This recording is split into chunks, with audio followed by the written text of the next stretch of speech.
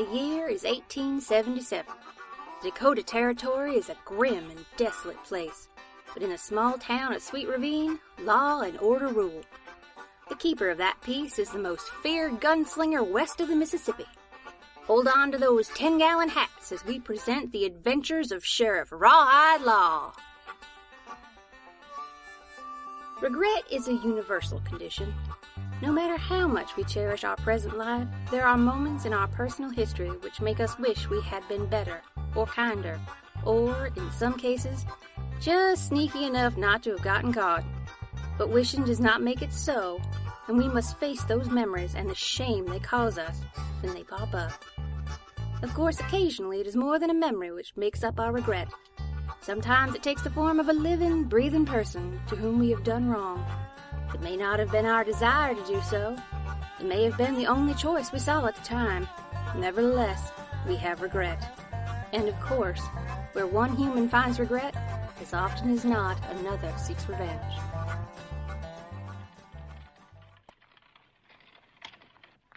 Is it much farther, Mr. Murphy?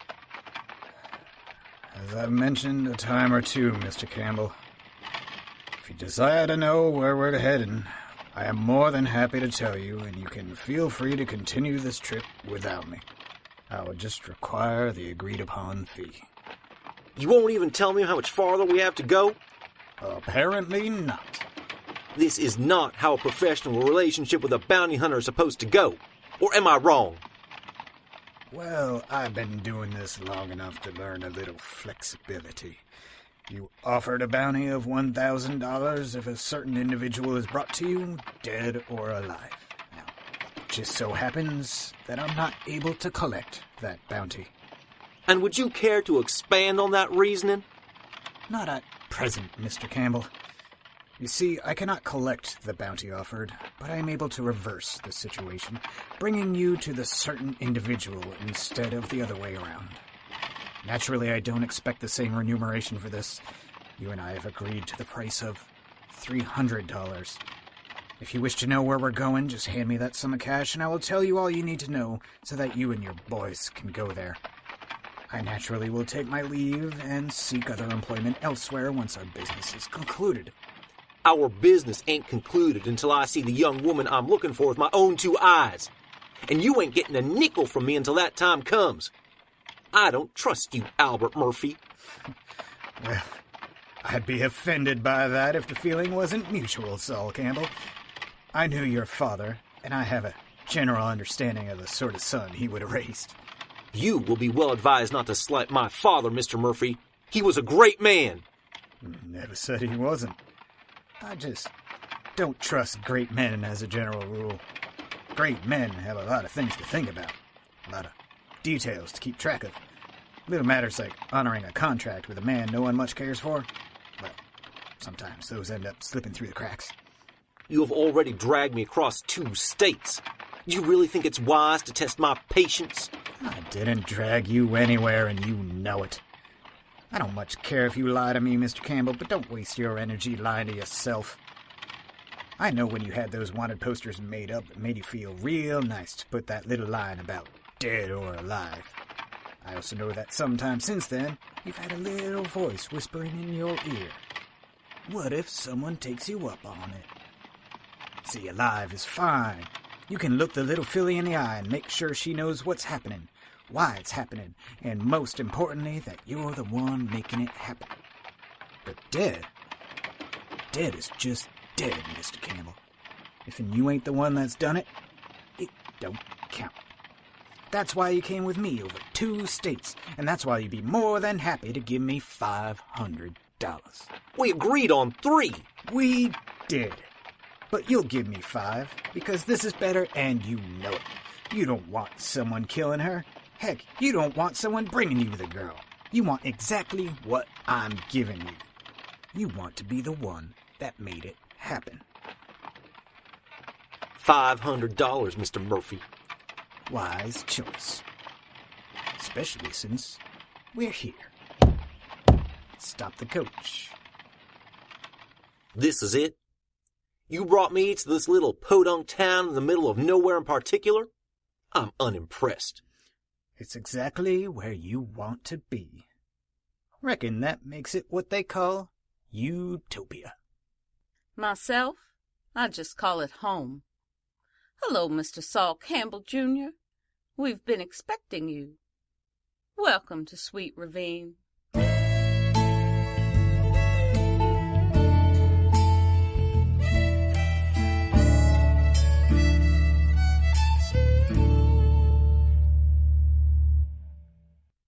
All right, gentlemen, that's far enough. Welcome to our town square, such as it is. Murphy, where do you think you're going? Why, away, Mr. Campbell. I'm not one of your boys, and my work here is done. I'd stop at the saloon, but I'm not welcome there, so I'm heading out of town. You lousy... Oh, sorry, I can't hear you over the sound of me leaving. Mr. Campbell, if you would be so kind as to join me in the sheriff's office, we can find out what it is you came here for and see about helping with that. I'm afraid there's not sufficient room in the office for the 13, 14, 15 men you've brought with you. I believe, little lady, that you mentioned that you knew I was coming. If that's true, that means you must know what I want. I have 2 things to say to that, and I will present them in the order of importance. First, please refer to me as Sheriff Rawhide Laww, or simply as Sheriff. I don't take kindly to the phrase little lady. Now, on the much less important topic of what it is that you want, I find that assuming I understand the situation before it's clearly spelled out to me is just rife with the possibility of unpleasantness. I want Kitty McAllister. Is that clearly spelled out for you? How about the wanted posters I've had sent to just about everywhere in the country? She murdered my father, and I aim to settle that score. I see. Well, murder is a very serious crime indeed. Let's go and discuss this. Rusty? Sir? This uppity little Jezebel seems intent on wasting my time.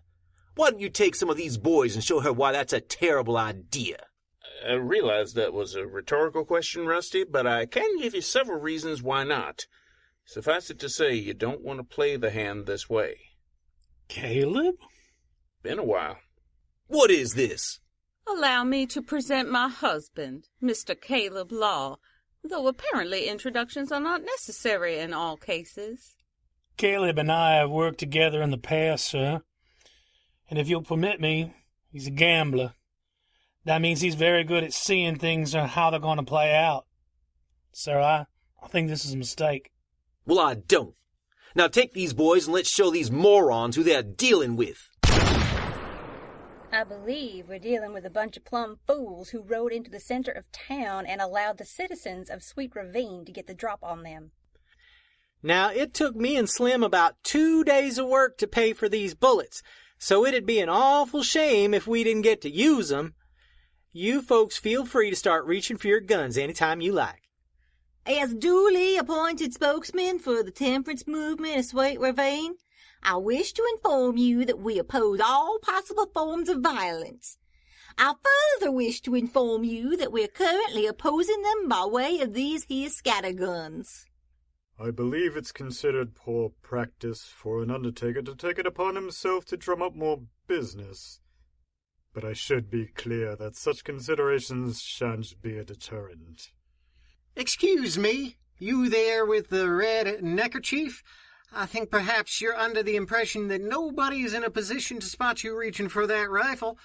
Might be best if someone were to disabuse you of that notion. Why, Fingers, I do believe you're right about that. Here, young man, let me help you off of that horse. Anyone else need a... Miss Jessie, I think you might need to step away now. If the young rascal my wife just shot in the shoulder is any indication, I don't know that these visitors to our fair town have quite gotten the message. By the way, I'm very proud of you, dear. Your hands are a lot steadier these days. Patience, hand me that there match so I can light this here dynamite. Mama, we talked about this. The dynamite is supposed to be the last thing we do. Oh, it'll be the last thing, all right. Simmer down, folks. Mr. Campbell, You threaten the peace of my town, and so far one of your boys is bleeding from the shoulder and another one has a broken nose and a couple of impressive shiners. The decision of what happens next is entirely up to you. Tell your men to throw down their weapons, or we can visit the other logical conclusion. Do you know who I am, Sheriff? I know you're the man who I have a pistol trained on. Beyond that, I know you're the son of the man who considered large parts of Kansas to be his own personal kingdom. I know you're the heir of all that land and money, and I suspect you're probably quite used to being the one who tells people how things are going to go. Get unused to it right quick. I don't take lip like that from some uppity little... Boys, drop 'em. Every last one of you put your guns on the ground. What exactly do you think you're doing? Let go of my arm! Mr. Campbell, you were reaching for your gun. She knew it. I knew it. Every dang set of eyes in this town knew it. We also knew the minute you pulled it, she was going to drop you. Drop you dead, sir. You're Saul Campbell. Great man. That don't make bullets kill you any less.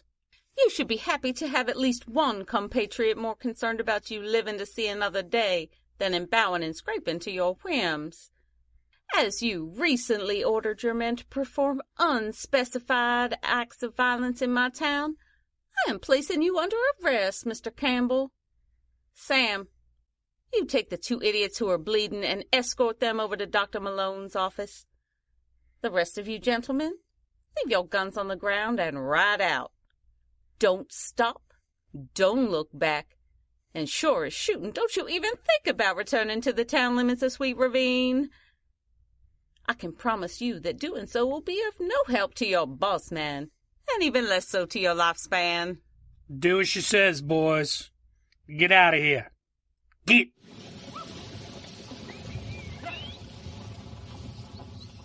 I ain't leaving Mr. Campbell, Sheriff. You better arrest me, too. I have no cause to arrest you, Mr. Rusty, but I can respect your loyalty to your employer. You can stay in the town limits, but I don't especially want to keep the 2 of you in the same jail cell where you can work on a way to get yourselves out. Now, one other matter to attend to. Pipsqueak, come out here. I'm here, Alex. You murdering snake! That ain't what happened. Quiet. Kitty McAllister, take off your badge and go put your pistol on my desk.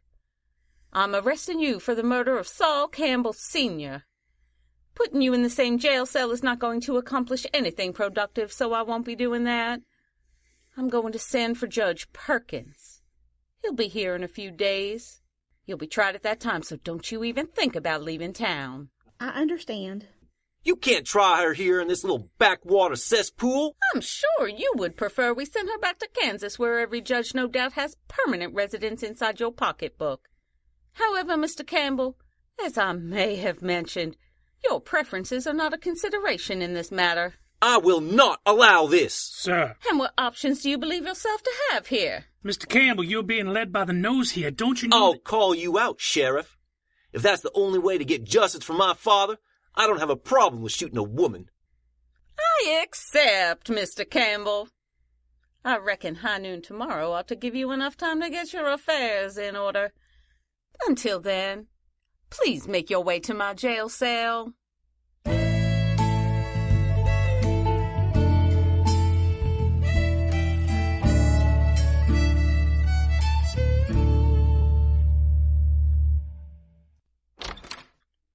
Jessie, you here? Jody said you were asking for me. I was. Thank you for coming in. What's going on? Well, since you're not currently the deputy, I imagine there's not a lot for you to do but sit around and think. Am I wrong? No. Would you like to help me out in the shop? You don't have to, but I thought a little bit of distraction would be nice. Even if you just want to keep me company, that's fine too. I can put that pink dress on the dummy and help you move it to the window. Perfect. Thank you. No, thank you. Jessie, Jody mentioned that you wanted to see me. Is there... Silas Malone, if you even think about turning around and walking out of here, I will knock you down and drag you back. And don't you think I can't or I won't. Maybe I should just... That goes for you, too. Ever since I found that wanted poster, you two have barely said a word to each other. I can't stand it anymore. Silas, there's going to be a trial. Kitty is going on trial for murder. Do you understand that? I don't know if I understand much of anything these days. It's all right, Jesse. I did a bad thing, and I can't pretend that I didn't. It's not all right. Kitty, you're my best friend. I'm not losing you, and I am not letting my brother give up on you. You don't understand. Then help us. I don't like to think about that day, but I guess you two should know. My daddy's eyesight was starting to give out on him. He knew he couldn't keep on doing the trick shots at the carnival for very long. Finally, he had saved up enough to buy a little spot of land. He knew I liked Johnny cakes, so we were going to grow our own corn and make our own. When Daddy showed up at the farm to talk to the old man who was selling it, Saul Campbell was there too. He wanted that land, and he told Daddy to go away. And when Daddy asked why, he just shot him. I guess nobody was supposed to ask Saul Campbell any questions.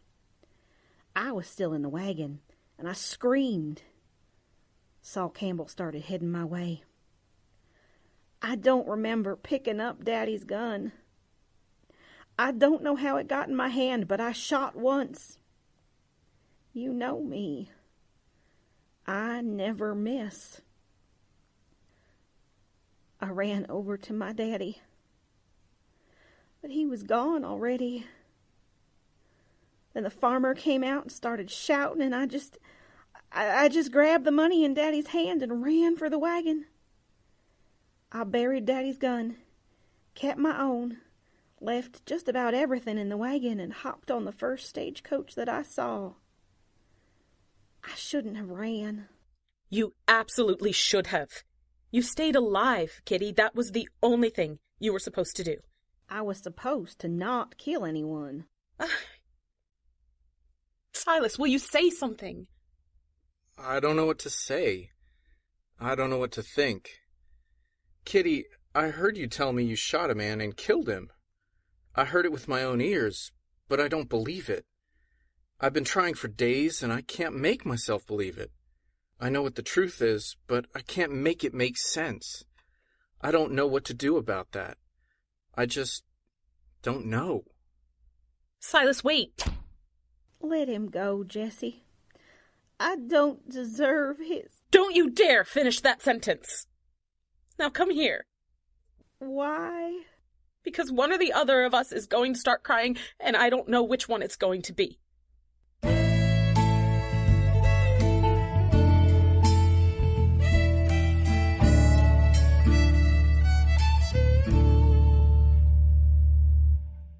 I think it might have worked if I didn't know you. Caleb? Still with them derringers? For everyday use, yes. I assume we have an understanding about sudden movements on your part? We do. I don't know if you staged that argument with Mr. Campbell that caused you to storm out of town, or if you intentionally picked a fight with him. But like I say, it would have worked, if I didn't know you. My bad luck, I guess. You remember that piece of advice I gave you before we parted ways outside of Topeka? Can't say as I do. I was awfully drunk. Yes, you were. The advice was this. You don't have to play out every single hand. When you're going to lose, and you know you were going to lose, it's all right to fold and try again. I promised Mr. Campbell and his father that I would do my best for them. And you have. This is as good as you're going to do. I have the drop on you, and I'm not going to let you shoot the woman I love to save your boss. You did the best you could with the cards you were dealt, but you lost the hand. So what happens now? That depends on whether you're smart enough to fold. If so, you leave that gun on the ground, and we leave this smelly alleyway and head for Jody's saloon. The drinks are on me. If not... Then I'm all out of chips. You chew on your metaphors too much. That is a fair criticism. So what are we doing here, Rusty? We're drinking, I think. The Campbells have been good to me. You can't blame me for trying to help them out. I appreciate it, Rusty. Go ahead and leave that gun there, and I'll... Thank you, Slim. If you hadn't been here, I never would have been able to turn my back on him. I thought I had a chance of pulling it off, not having to bury an old acquaintance. Rusty always had another gun. I think I might pay to put that on his tombstone.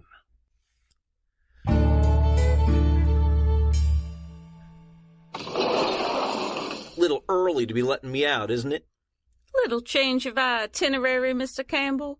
Wanted to get the details squared away. You turning yellow, Sheriff? If you're trying to rile me up, save your breath. For the record, I am still more than willing to put you in the ground before the clock is done striking 12 as we had previously arranged. However, there has been a development. I want to say no to this development. I want that pretty bad. But it's not my place to do that. What are you going on about? Let's step outside and get things squared away. Kitty McAllister, you sure about this? It's the right thing to do, Alex. Pipsqueak, of all the times in your life, why did you have to be right about this one? All right. Mr. Campbell, if you are all right with this, you'll be switching dance partners. Kitty here figured that it made more sense than you and I throwing lead. This little backbiting Thumbelina wants to fight me? Your daddy shot my daddy. I shot yours. Seems like this should be between us. It does, doesn't it? Yes, Sheriff. This little change-up is all right with me. Can we start now, sir? It's a few minutes before noon, but, well, I feel stupid just standing here. The streets are clear. Let's go ahead. Here is your pistol, Mr. Campbell. I think you know what will happen if you try to use this for anything other than a fair duel. 10 paces away from each other, and then I'll throw up this coin. Draw when it hits the ground. Don't let her hesitate. Just please don't let her hesitate. Oh! Mr. Campbell, don't reach for it. I know you want to reach for the pistol I shot out of your hand, but please just don't. We can stop this right here. I know you look at me as a little girl who killed your daddy, and I know it can't seem right that you lost this duel, but you did. I didn't want to kill one man in my life, and I sure don't want to make it two. Please, please, can't we stop this just now? Oh. Kitty! Silas. How bad is it, Doc? Why did you let him get that shot off? Doctor! Silas, just let me go. I have blood on my hands. No, I can treat this. It's not that deep and you're gonna be all right. I'm taking this bullet out of you. You're gonna get better. We're getting married, and I'm learning how to cook Johnny cakes. I will make you Johnny cakes every day until we're both old and gray. Kitty, please. Silas? I told you before I didn't know anything, but I was wrong. I know I don't want to lose you. I want you beside me, if that's what you want. Do you have a moment to kiss me before you pull this bullet out of me? Regretting a thing we did is a natural part of life, and only sometimes are they more painful than regrets of something we didn't do.